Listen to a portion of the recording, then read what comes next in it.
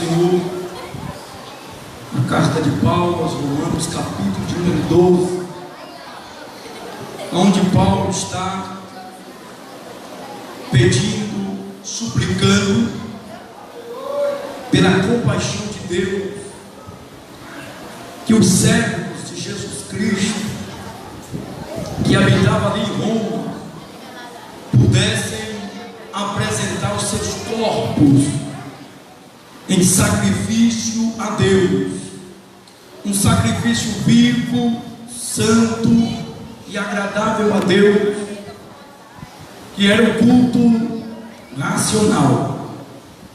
Paulo estava trazendo à memória o momento da antiga aliança, quando Deus requeria de todo o povo de Israel que uma vez por ano trouxesse o seu holocausto em oferta ao Deus Todo-Poderoso. E esta oferta não podia ser qualquer uma. Eles tinham que trazer um animal que fosse puro, o melhor que tivesse na sua fazenda, para oferecer ao Deus vivo, ao Deus santo. Esse animal era trazido para dentro do santuário, os sacerdotes apanhavam ele, sacrificavam, expandia todo o sangue dentro do lugar santíssimo, e fora do templo lá tinha um altar, onde esse animal era queimado, e esta fumaça subia até os céus, e a ideia é que Deus cheirava o sacrifício que era ofertado a ele de cada ofertante, de forma que quando o povo saiu dali, eles tinham em si que os seus pecados tinham sido cobertos, e aquele peso de acusação na sua consciência já não existia mais, porque eles prestaram um sacrifício vivo ao Deus Todo-Poderoso. Só que Paulo não está falando aqui de animais, como é o caso de touro, de cordeiro, de pombos, que eram levados para dentro do santuário. Paulo está falando do corpo humano de cada servo de Deus, de cada serva de Deus que estava cultuando a Deus. E ele diz: logo, pois irmãos, pela compaixão de Deus, que apresentemos vossos corpos em sacrifício vivo, santo e agradável a Deus, que é o vosso culto racional. Nesta noite, cada um de nós saímos das nossas residências, deixamos tudo e entremos aqui. Nós entremos aqui com um propósito: de glorificar, de exaltar, de louvar, de adorar a Deus, pois Ele é digno de toda honra, toda glória e de todo louvor. Nós não chegamos aqui em vão, nós viemos nesse propósito de dobrar os nossos joelhos, de falar com Deus e de ouvir a sua voz falar aos nossos corações. É isso que Paulo está dizendo: prestar um culto racional a Deus é um culto com inteligência. E o versículo de número 2, ele percebe que havia um conformismo. O povo estava vivendo uma passividade tamanha, os braços estavam cruzados, estavam vivendo mil maravilhas.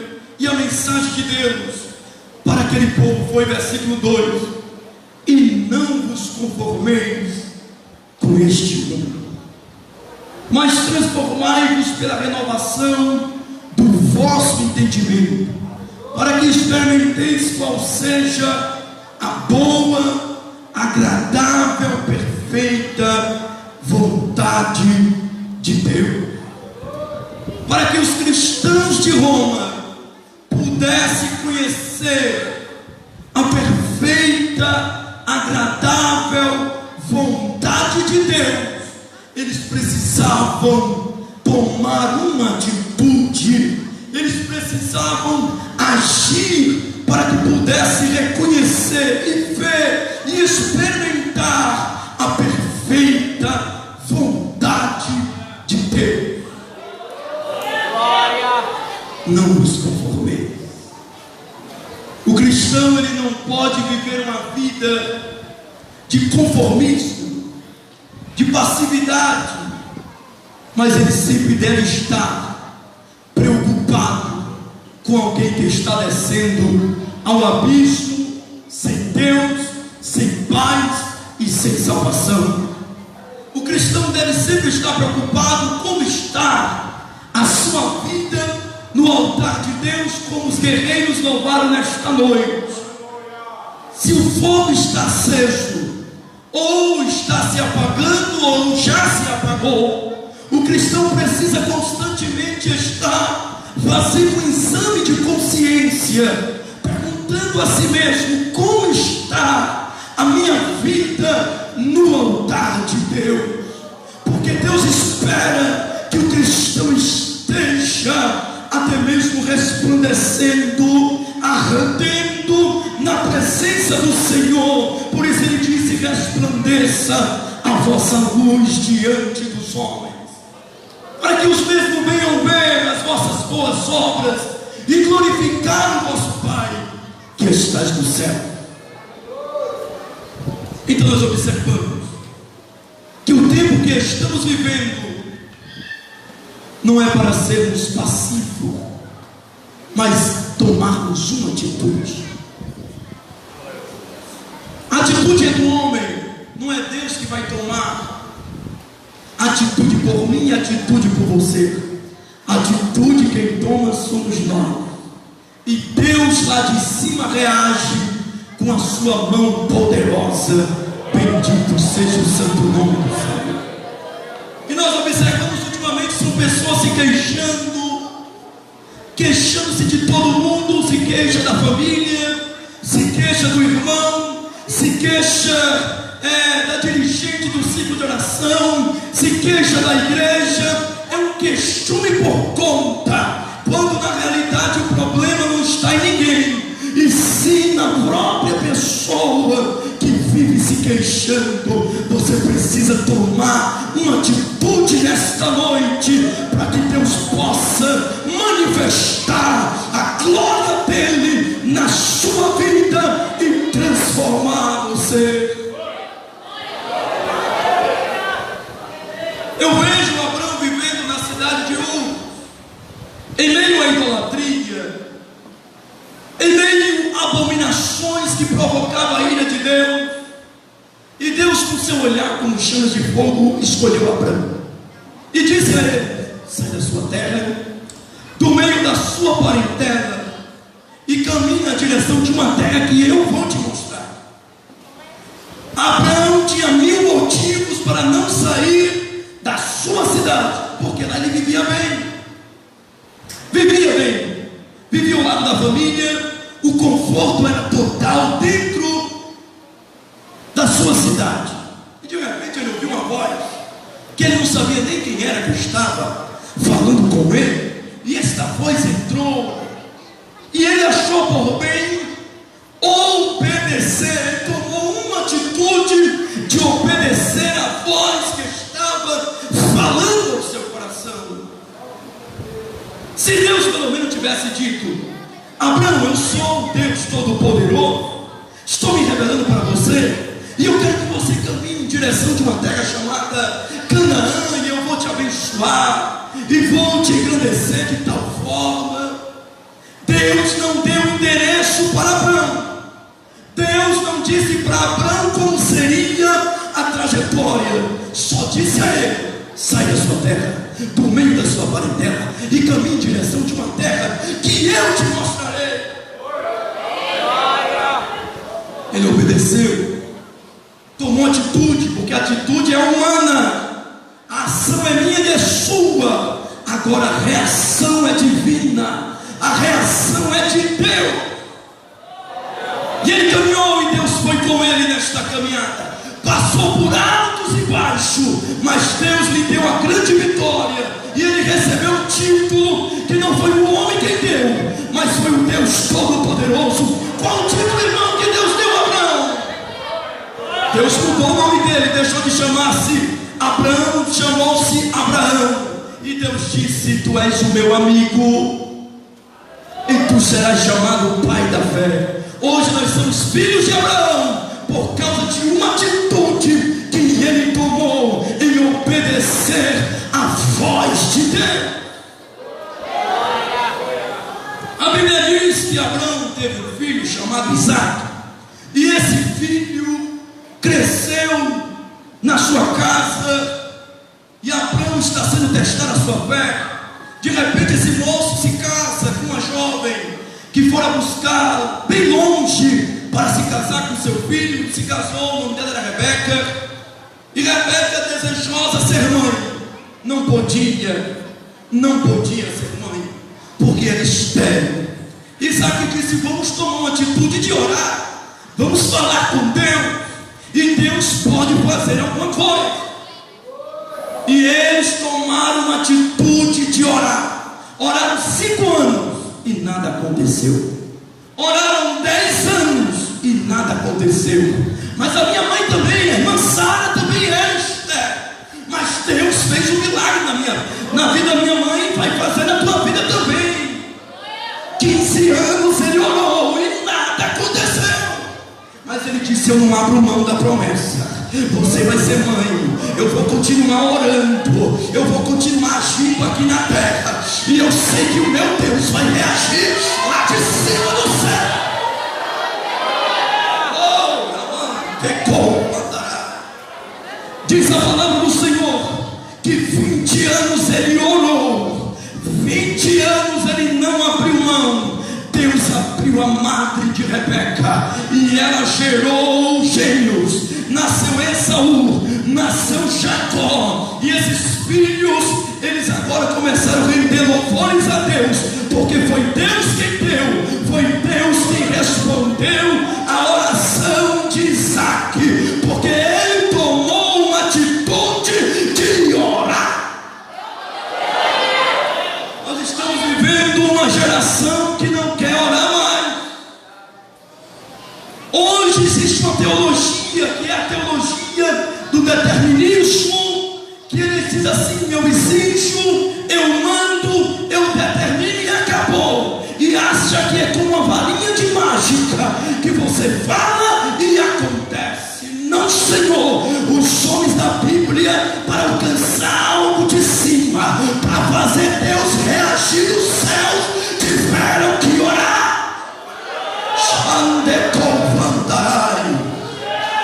E Deus ensina o homem a agir. Deus ensina o homem a tomar atitude na oração, para que ele possa mudar a história. Quando o crente ora, Deus muda a história da família, Deus muda a história de uma cidade, Deus muda a história de uma nação, Deus muda a história de vida. Os meninos nasceram, estão crescendo. De repente a fome chegou, a crise bateu na porta de Isaac, e ele disse: eu já sei para onde eu vou. No Egito, lá tem como eu sobressair da crise. Lá no Egito tem prata, tem ouro. Lá no Egito vou me dar bem. Ele tinha conhecimento e vai descendo para o Egito, preparando tudo para ir para o Egito. De repente a voz de Deus bradou ao coração de Isaac e disse: eu sou Deus de Abraão teu pai, e se tu obedecer a minha voz, como o teu pai me obedeceu, eu, Senhor teu Deus, multiplicarei na tua vida, te abençoarei grandemente. Aleluia. Então faça o favor de não descer ao Egito. O único lugar da visão humana que poderia fazer com que Isaac alcançasse uma grande vitória na visão humana era no Egito. E Deus disse: não desça ao Egito. E ele vai consultar Deus: e para onde devo ir? E Deus disse: desce a Gerar e habita lá, e eu serei contigo. Isaac ficou entre a cruz e a espada. Vou para o Egito Dito ou vou para Gerar. É melhor que obedecer. E ele obedeceu também. Desceu para Gerar. Chegando em Gerar, ele foi muito bem recebido por Abimeleque. Receberam eles, os seus servos. E diz a palavra do Senhor que na cidade de Gerar, Isaac não viveu passivamente ou no conforto de braços cruzados. Ao pisar nas terras de Gerar, eles tiveram ali terras emprestadas para trabalhar, e eles arregaçaram a manga da camisa e começaram a trabalhar. Começaram a trabalhar de tal forma que dentro de um ano, o que mais Isaac alcançou da parte de Deus foi colheita. Ele colheu 100 vezes por um naquele ano, porque tomou uma atitude de trabalhar, tomou uma atitude de lançar semente na terra. Deus abençoou. Capítulo 26 do Gênesis, versículo 12, está dizendo: e Deus abençoou e multiplicou na vida de Isaac. Bendito seja o santo nome do Senhor. O segredo está em você tomar uma atitude e agir, porque o meu Deus, que é o Senhor dos exércitos, Ele se encarregará de reagir pela tua vida. Só que o diabo se levantou lá.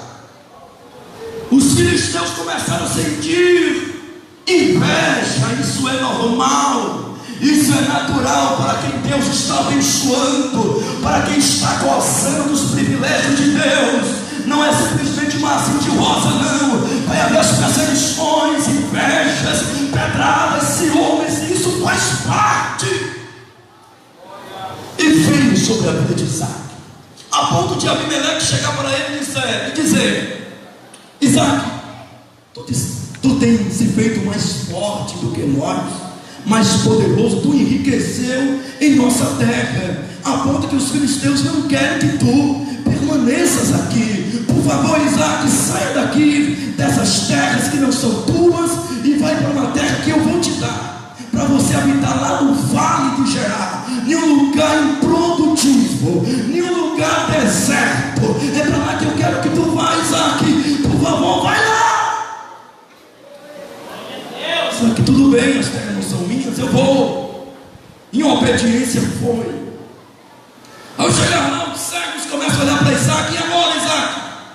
Nós vamos ficar aqui nessa terra improdutiva, não tem poços aqui, Isaac. Epa, no dia quando meu pai era vivo, nos dias de meu pai, ele cavou poços por aqui, só que entulharam os poços, e nós vamos investigar, fazer uma pesquisa aí, para saber aonde estão esses poços, que quando meu pai era vivo, ele cavou. Eu lembro muito bem que ele havia cavado poços por aqui, e esses eram poços que jorravam águas boas, e que nós plantávamos e colhíamos por aqui no vale de Gerar.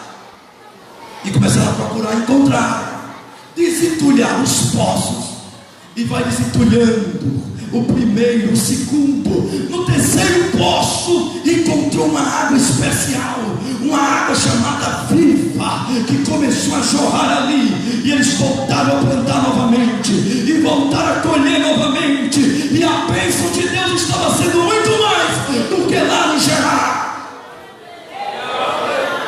Abimeleque vem novamente e diz: dessa vez não vou te tirar daqui. Eu vim para fazer uma aliança contigo. Se você quiser fazer uma aliança comigo, Isaac, tudo bem, então entra aqui. Entrou e comeram e beberam, e nunca mais houve guerra, nunca mais houve perseguição, porque Deus estava com Isaac. O que Deus promete, Ele cumpre. Ele não é homem para que minta, Ele não é filho do homem para que se arrependa. Então faça a tua parte aqui na terra, que Deus vai fazer a dele lá de cima. Se é para orar, ore. Se é para jejuar, jejue. Se é para insistir, insista, porque Deus vai cumprir, Deus vai fazer, Deus vai realizar. Receba nessa noite esta palavra profética.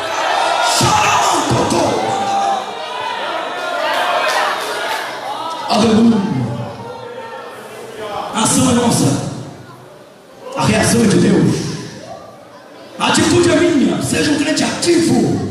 seja uma crente ativa na obra de Deus.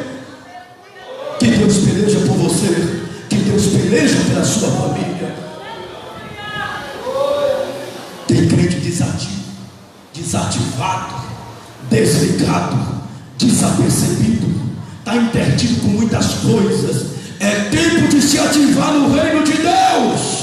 É tempo de abrir a boca e dizer que Jesus está voltando. É tempo de fazer uma coisa para Deus. Deus está contando contigo. Deus está contando comigo. Deus está contando com essa igreja nessa noite. Diz a palavra do Senhor que Gideão estava ocupado com medo, cheio de pavor, malhando trigo no lagar, por causa dos medianitas, que eram bandidos.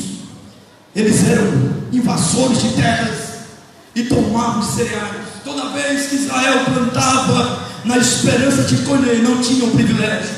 Por quê? Porque os midianitas vinham e minavam tudo que era de Israel. Então Gideão, muito inteligente, ele escondeu os trigos no lugar de pisar uva, mas estava bem escondido. Mas com medo dos medianitas, de repente o anjo do Senhor aparece para Gideão e diz: varão valoroso, o Senhor é contigo. Ele disse: mas como assim? Como é que o Senhor é comigo se todo esse mal está vindo contra a minha vida? Vai dessa tua força e tu livrarás Israel como que se fosse um só homem. Mas espera ainda, eu sou menor da casa de meu pai, eu sou menor, mais fraquinho. Não temas, Gideão. Aleluia. Convoca os guerreiros, convoca os homens para a peleja. E ele convocou, e apareceram ali 32 mil. Aí Deus disse: é muito, Gideão. Diga a eles aí que quem for covarde, quem for medroso, que quem não suporta guerra, sangue, vê defuntos caindo na sua frente, que volte, que recolhe, que volte para as suas casas. De 32 mil, 10 mil voltaram, ficando 22 mil. Aí Deus disse a Gideão: ainda é muito, ainda é muito. Leva eles até o ribeiro e pede para que eles bebam água e atravessem o ribeiro. E ele fez essa observação, como Deus havia dito a ele. E a maior parte, 19.700, paravam para beber água na maior tranquilidade, na maior passividade, desapercebido. Bebiam sua água e atravessavam lentamente. Só que 300 começou a beber água com a mão, como cachorro, e olhava para um lado, e olhava para o outro, e bebia água, todos assombrados, e atravessavam. Aí Gideão pensou consigo: então Deus vai escolher 19.700 para poder pelejar. E diz a palavra do Senhor que Deus disse: os 300, Gideão, os 300 é que vai lutar contra os medianitas. Mas Deus é muito pouco para enfrentar essa tribo dos medianitas, esse exército que é tão poderoso. Deus disse: mande eles se organizarem de 100 em 100. Fizeram 3 fileiras de 100. E diz a palavra do Senhor que Deus ordenou a Gideão que colocasse na mão deles tochas, e na outra mão cântaro de barro, e que dissesse: pelo Senhor e por Gideão. Isso aqui é ação humana, é ação humana esperando uma reação divina. E assim ele organizou, mas antes mandou 2 homens ir lá no arraial dos medianitas. Isso era perto de meia-noite. Quando eles chegaram lá, ouviram 2 conversando, e todos, a maioria dormindo. E a conversa era o seguinte: eu tive um sonho agora. Eu vi um pão quentinho rodeando aqui no arraial. Eu vi um negócio assombroso entrando aqui dentro e rodeando. Isso se dá a entender que é a espada de Gideão que é contra nós. É a espada de Gideão que vai vir contra nós. E agora? Eles voltaram correndo e disseram: Gideão, Deus já entregou em nossas mãos os midianitas. Então Gideão mandou que os soldados avançassem, e eles avançaram gritando: pelo Senhor, por Gideão, pelo Senhor, por Gideão, pelo Senhor, por Gideão. Meia-noite em ponto, eles quebraram o cântaro, e levantaram a tocha, quebraram o cântaro e levantaram a tocha. E os medianitas que estavam dormindo, quando ouviram o estrondo dos cântaros quebrando e aquelas tochas de fogo, eles começaram agora a correr, procurar correr de um lado para o outro, e eles mesmos se mataram. Um arrancou a espada e enfiou no outro, e houve morte dentro do arraial dos midianitas. E Deus disse a Gideão: foi eu que pelejei por ti. O Senhor ainda trabalha, o Senhor ainda peleja pelo seu povo. Então confia neste Deus e faz a tua parte.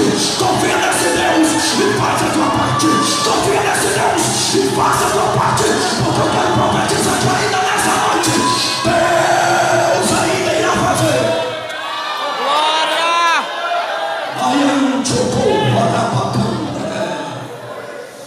Aleluia! Bendito seja o Senhor. Oh, glória a Deus! A Bíblia diz que os filisteus estavam investindo contra Israel, e ninguém tinha coragem de enfrentar o principal dos guerreiros dos filisteus, que era o gigante Golias, que assombrava, que perturbava, que tirava a paz e que desafiava o exército de Israel. Jessé pediu para o seu filho Davi lá no campo da guerra, no campo de batalha, levar merenda para os seus irmãos e perguntar para os seus irmãos como é que a guerra estava, se estava bem. E diz a palavra do Senhor que Davi foi, apanhou o animal e foi lá.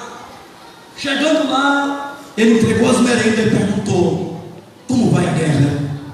Isso foi uma afronta para os seus irmãos, e eles disseram: volta para trás e vai cuidar das poucas ovelhas que você deixou lá. Com quem você deixou as poucas ovelhas? Não, meu pai pediu para perguntar como vai a guerra. E eles vão querer informar. De repente ele ouviu o gigante Golias desafiando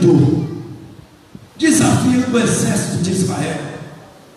Davi disse: não tem ninguém para lutar contra ele? Não, então eu lutarei.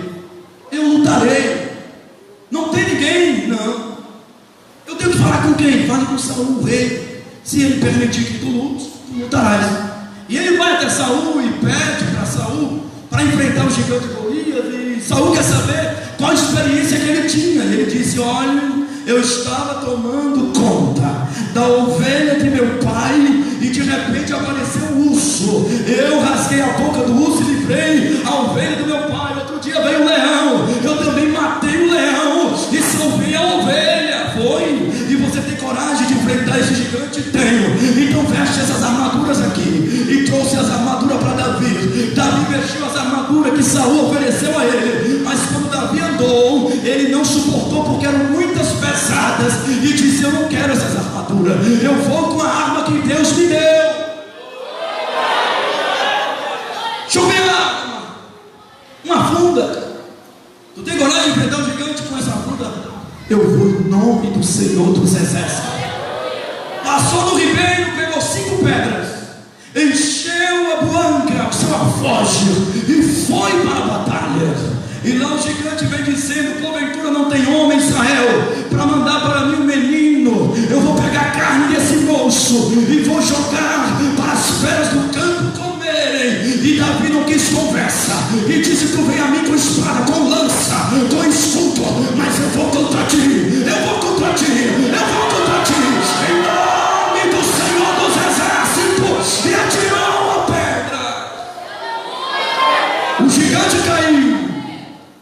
O gigante caiu, mas só que Davi não correu. A outra lição eu posso aprender aqui da parte de Deus: que tem crente, porque viu o gigante cair, já está cantando o hino da vitória, já está pulando, triunfando, somente porque o gigante caiu. O gigante caiu, mas pode estar vivo, ele pode se levantar. Você só pode cantar o hino da vitória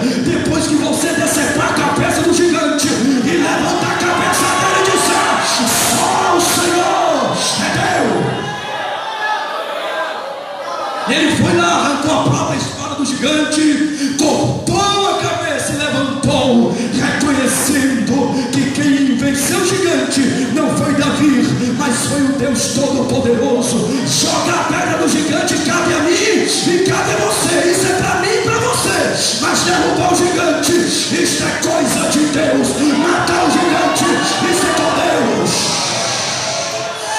Oh, aleluia.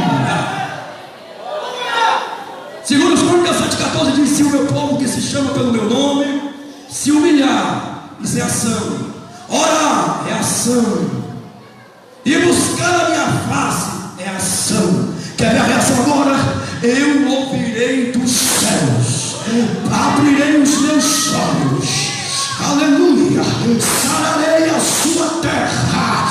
Ei, bendito seja o santo nome do Senhor. Jesus também ensinou esse princípio. Isso chama-se ação, e dá-se-vos a reação. Jesus também ensinou a bater na porta. Isso chama-se ação. Quem bate, a porta se abrirá. E quando a porta abrir, isto é a reação de Deus. É a reação de Deus. Jeremias 29 diz, 3:3, ele está dizendo: clame a mim, ação, e responder-te-ei, e anunciar-te-ei coisas grandes e firmes que tu nem sabe ainda. Eu irei fazer na tua vida, se você abrir a tua boca e clamar. E eu já quero nesta noite alertar a igreja: não deixe de orar pelo seu pastor, não deixe de orar pelo nosso pastor. Oremos por ele, clamemos a Deus por ele, porque Deus está dizendo: se a igreja clamar, eu respondo daqui de cima e faço coisas extraordinárias. Não pare de interceder, não pare de orar, não pare de clamar a Deus pelos servos que Deus tem levantado, porque Deus ainda responde. A Bíblia diz que o cego tomou a atitude de clamar. Tomou a atitude de clamar. Ele era cego, mas não era surdo.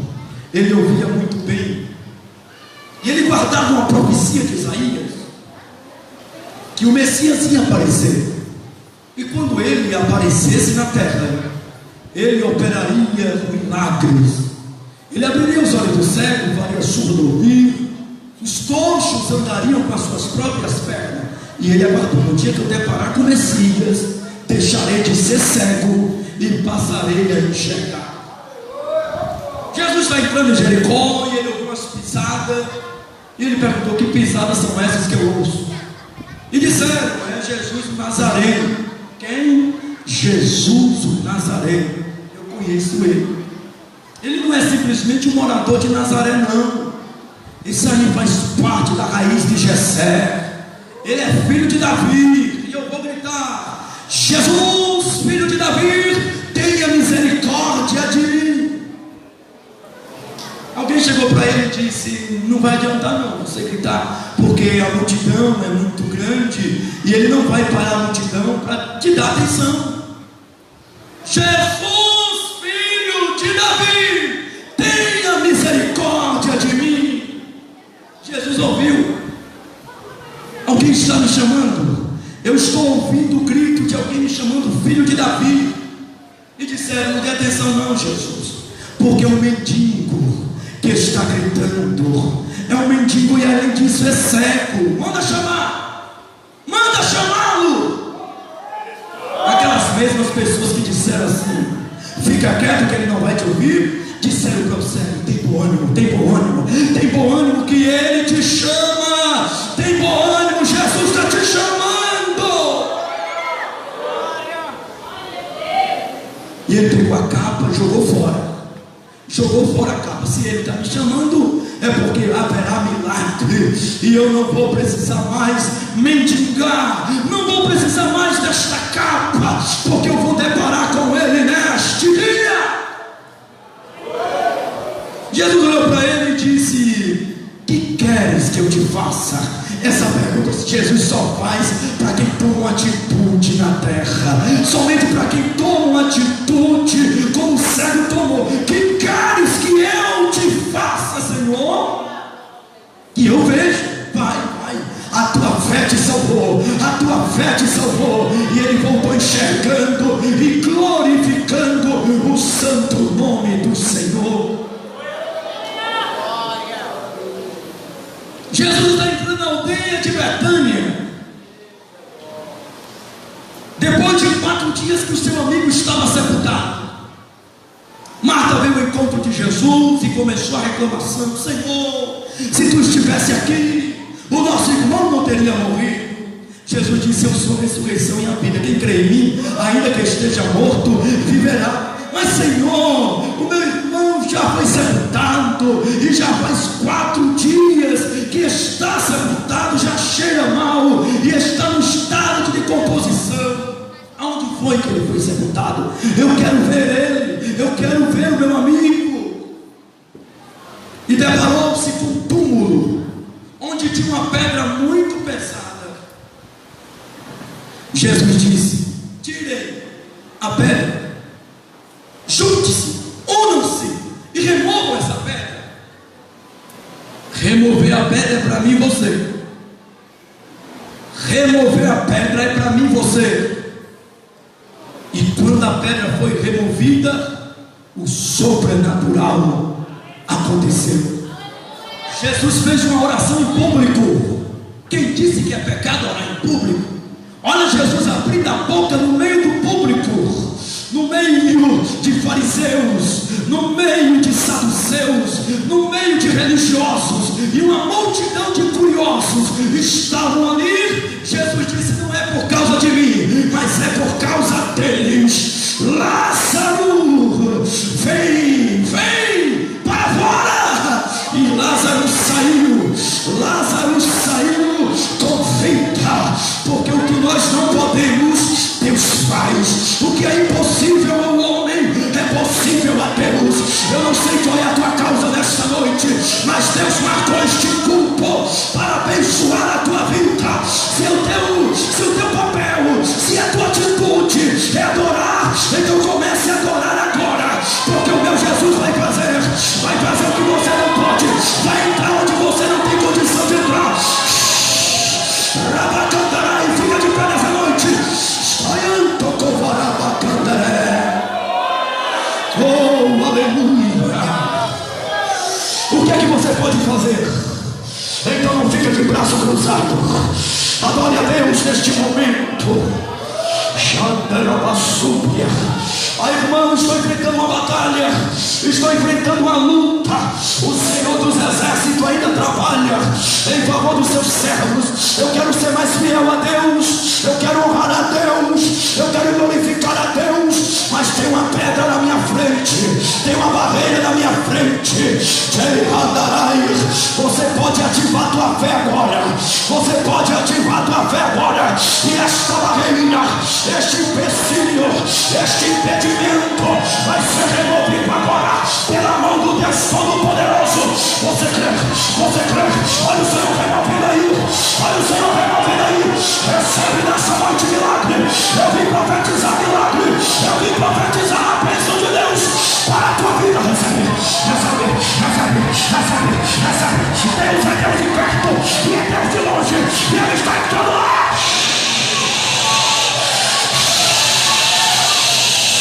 Olha a mão de Deus agindo, olha a mão de Deus agindo, olha a mão de Deus trabalhando. Receba, veja aí, contempla a glória, a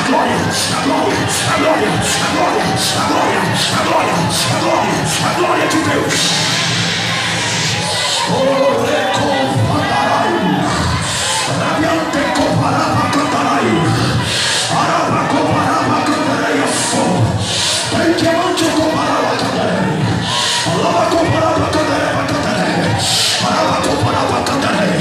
Eu profetizo restauração no casamento, eu profetizo restauração na família, eu profetizo a restauração do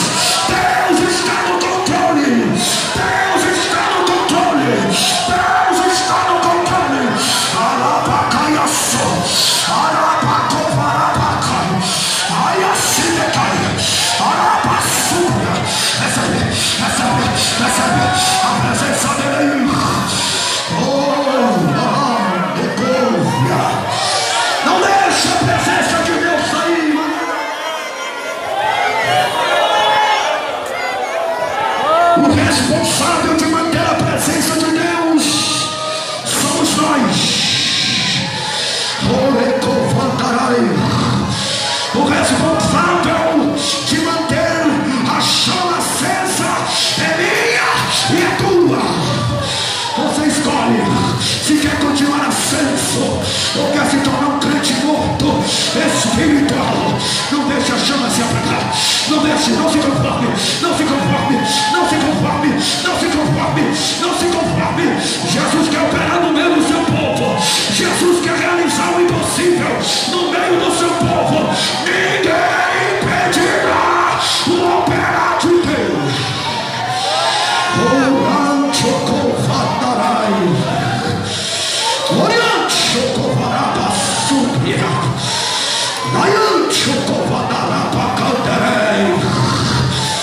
Oh, aleluia. Oh, glória a Deus. Nessa noite Jesus está convertendo a tristeza no coração de alguém aqui que entrou muito angustiado nesta noite. Jesus está convertendo com o toque da sua presença na sua vida. Você vai sair daqui radiante na presença dele. Receba nessa noite a paz de Cristo, a presença de Cristo agora, que te fortalece, que te guia, que te orienta, que está te vendo, que está te ouvindo nesta noite. Oh, glória a Deus! Aleluia!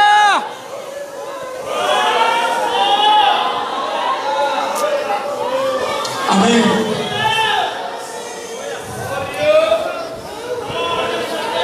Vamos estar agradecendo a Deus. E ao término do culto, irmãos, passe na cantina, né? Tem uns cantinhos ali. Vamos estar acompanhando o congresso.